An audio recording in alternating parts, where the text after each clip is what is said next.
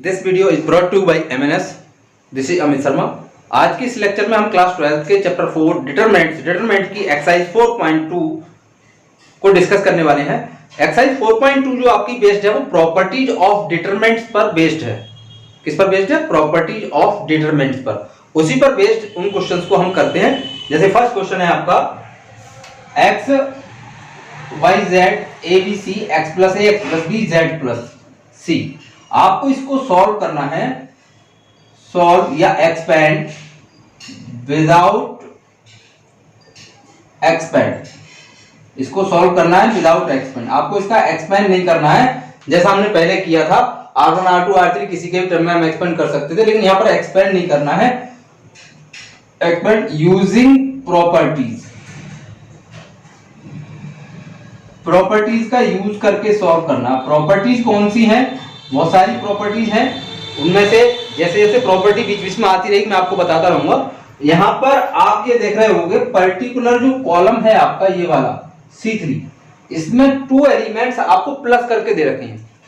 2 elements plus करके दे रखे हैं। अगर किसी भी रो में या किसी भी कॉलम में 2 एलिमेंट्स आपको अगर प्लस करके दे रखे हैं तो उसको हम 2 डिटरमिनेंट में, अलग अलग डिटरमिनेंट में उसको ब्रेक कर सकते हैं। It is the property. What is the property? किसी पर्टिकुलर एक रो या पर्टिकुलर एक कॉलम में सारे एलिमेंट्स किस में है? प्लस में या माइनस में है, तो उसको हम उसी के अकॉर्डिंग 2 डिटरमिनेंट्स में या उसमें ब्रेक कर सकते हैं।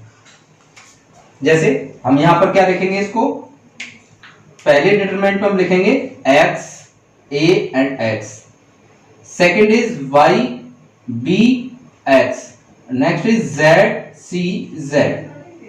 ये आपका हो गया फर्स्ट डिटरमिनेंट। सेकंड डिटरमिनेंट ने प्लस का साइन लगाया बिकॉज यहां पर प्लस है। अब इसमें पहला कॉलम और दूसरा कॉलम सेम रहेगा जैसा था, x y z और a b c। Clear? Means ये फर्स्ट कॉलम और सेकंड कॉलम दोनों में सेम है। ठीक। थर्ड कॉलम में मैंने पहले ये वाले एलिमेंट्स लिखे हैं, ये वाले, और दूसरे में मैं लिखूंगा ये वाले। कौन कौन से आएंगे? अब a b c। इस तरीके से हमने इसको बाय प्रॉपर्टी क्या किया? 2 डिटरमिनेंट्स में ब्रेक कर लिया। अब प्रॉपर्टी कौन सी है वो आपको नोट डाउन करनी होगी। जैसा मैंने अभी बताया, किसी भी पर्टिकुलर एक रो या कॉलम में 2 एलिमेंट्स अगर प्लस में है तो हम उसको 2 डिटरमिनेंट में तोड़ सकते हैं। वो आपको नोट डाउन करना होगा, यहाँ पे लिखना होगा। अब यहां पर C1 and C3 are same, means C1 के एलिमेंट और C3 के एलिमेंट कैसे हैं? सेम है। C1 और C3 के एलिमेंट कैसे हैं आपके? सेम है बाई।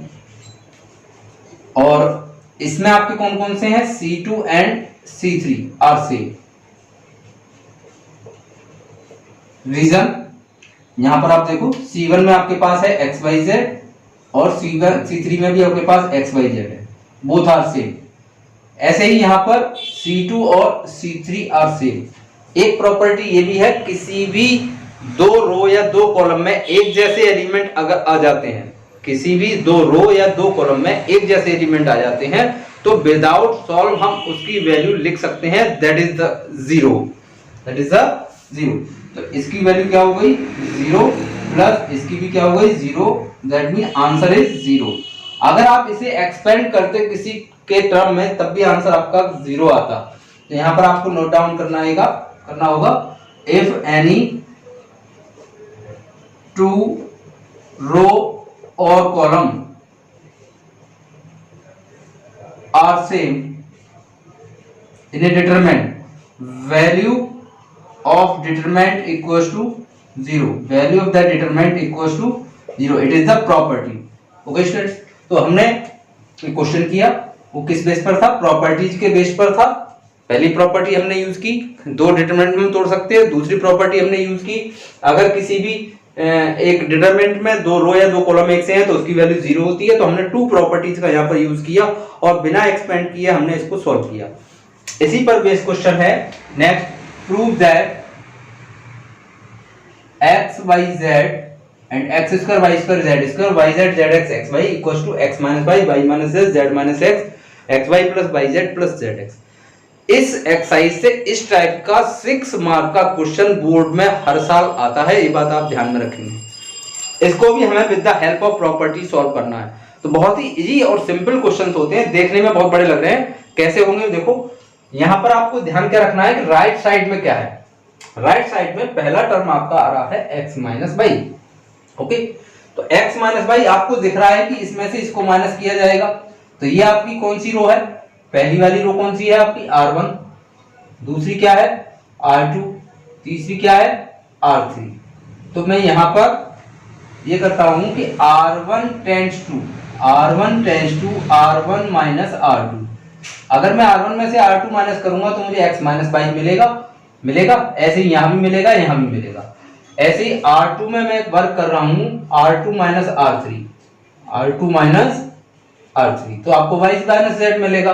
ठीक है, अब आप कहोगे सर तो फिर r3 में भी कर दो, r3 minus r1 z minus x, वहां से भी हमें z माइनस x मिलेगा। नहीं, आपको ऐसा नहीं करना है, ये बात ध्यान रखेंगे, क्योंकि आप केवल पर्टिकुलर 2 रो में ही ऐसा ऑपरेशन यूज करेंगे, तीनों में अप्लाई आप नहीं करेंगे। अगर आपने ऐसा कर दिया तो उसका आंसर 0 हो जाएगा, आपका सोल्यूशन नहीं आएगा। तो केवल 2 तक ही हम इसको सॉल्व करते हैं, r1 minus r2 and r2 minus r3। तो r1 में से r2 माइनस करोगे आपको मिलेगा x माइनस बाई, यहां मिलेगा x square minus y square, यहां पर मिलेगा आपको yz माइनस zx। अब r2 में से r3 माइनस करते हैं, y minus z, y square minus z square and zx minus xy, और थर्ड रो आपकी एज इट इज जैसी थी वैसी आपने नोट डाउन कर ली। ओके,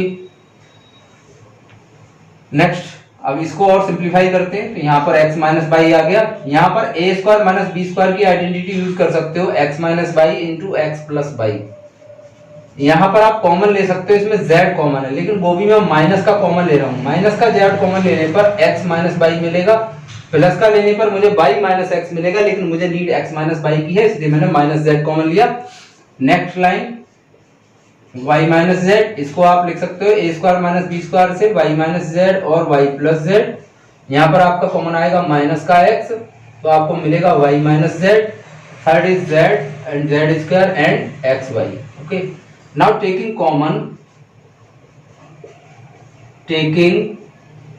कॉमन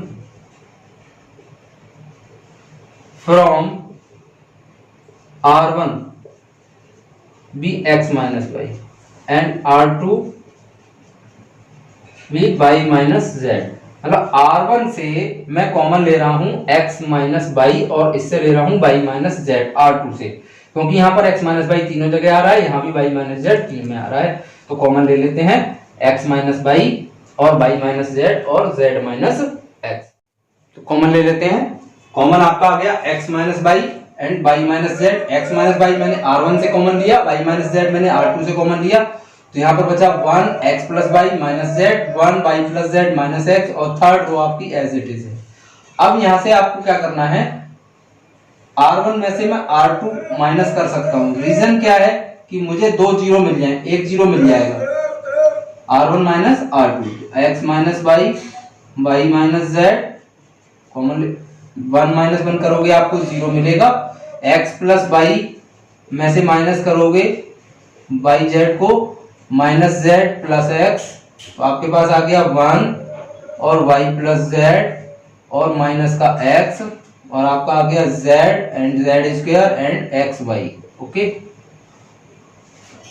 अब यहाँ पर y से y आपका कैंसिल हो रहा है, यहाँ पर आपका x माइनस जेड है, यहाँ भी x माइनस जेड है, तो टेकिंग कॉमन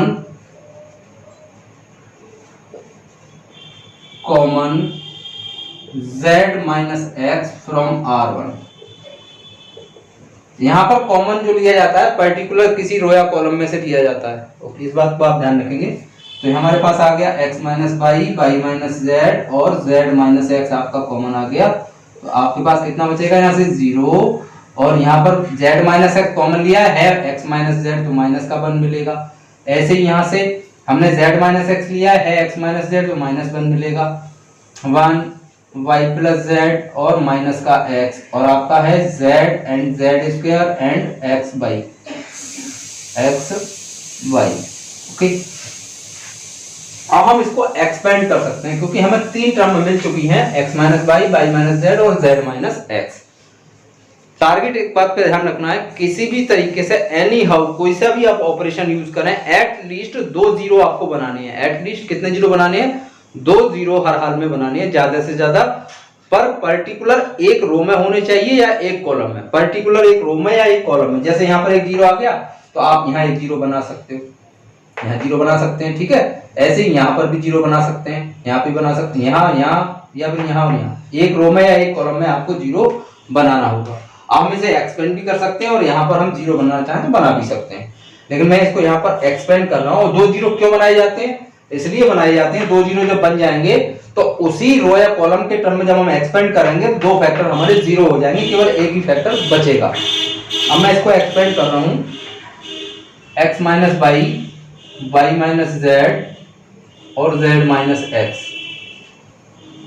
एक्सपेंड कैसे कर रहा हूं? जीरो r1 के टर्म में, जीरो वाला टर्म ही नहीं लिख रहा मैं, y प्लस जेड लिख लेते हैं। y प्लस जेड आएगा आपका, और फिर आएगा माइनस एक्स और z square and x y. ये हो गया आपका जीरो। अब यहाँ पर माइनस है और माइनस में साइन कन्वेंशन में भी बता चुका हूं, तो वहां क्या आएगा? प्लस आएगा। इस वन के लिए ये वाला रो और कॉलम छोड़ देंगे, बचेगा कितना? 1 माइनस एक्स और z और एक्स वाई। फिर नेक्स्ट -1, यहाँ पर माइनस है लेकिन साइन कन्वेंशन में प्लस होता है तो माइनस ही लगाएंगे। यहाँ पर आएगा आपका 1 वाई प्लस जेड और z स्क्वायर। ये हमने नोट डाउन कर लिया। अब आपके पास आ गया x minus y, y minus z, z minus x. Solve करते हैं, ये वाला फैक्टर तो पूरा पूरा जीरो हो गया, उसको सॉल्व कर ही नहीं रहे।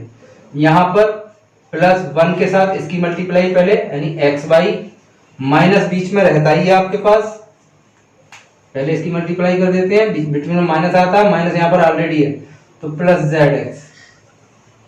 फिर यहाँ पर ये वाला माइनस, यहाँ पर आएगा z square minus y z और माइनस जेड स्क्वायर। ओके, तो आपका जेड स्क्वायर से जेड स्क्वायर कैंसिल, आपके पास फाइनली मिलेगा x minus y, y minus z, z minus x, x y, और यहाँ से माइनस माइनस प्लस का वाई जेड और प्लस का आपका z x. Okay, it is the right hand side of your question. जो आपको प्रूव करना था उसकी राइट हैंड साइड आ गई। अगर आपकी वर्किंग प्रॉपर सेम सही चल रही है तो लास्ट वाली ब्रैकेट आपको अपने आप मिल जाएगी। टारगेट वही, आपको ये ध्यान रखना है कि लाना क्या है, x माइनस वाई, उसके अकॉर्डिंग आपको माइंड में कैलकुलेशन करनी होगी। फिर ये कैसे मिलेगा वो आपको कैलकुलेशन करनी होगी, और उसके बाद एटलीस्ट एक रो में या एक कॉलम में 2 जीरो आपको बनाने होंगे, तो लास्ट स्टेप अपने आप आ जाएगा। It is the very easiest method. अभी आपको थोड़ा टफ लग रहा होगा, लेकिन ये जो एक्सपेंड करने का जो प्रोसेस है कि फर्स्ट रो फर्स्ट कॉलम, उसको आपको इतना फास्ट और फॉरवर्ड प्रैक्टिस करनी होगी कि आपको प्रॉब्लम ना आए। ओके स्टूडेंट्स, तो नेक्स्ट वीडियो में डिस्कस करेंगे हम नेक्स्ट एक्सरसाइज 4.3।